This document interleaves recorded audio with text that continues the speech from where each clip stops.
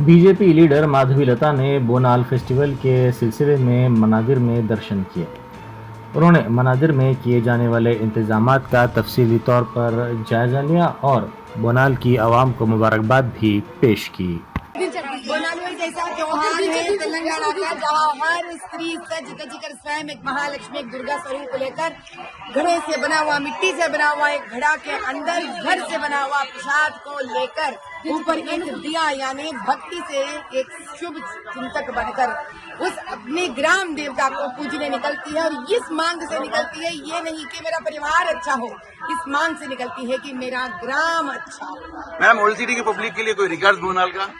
भैया old city तो मेरा दिलो जान है। आज के बोनाल में ओल्ड सिटी में शांति रहे, अभिवृद्धि बने, हमारे पुराने बस्ती के हर गरीब का जीवन भी नया बस्ती के जैसे आगे बढ़े। इससे बढ़कर मैं क्या मांगूंगी माँ भगवती आज का दिन।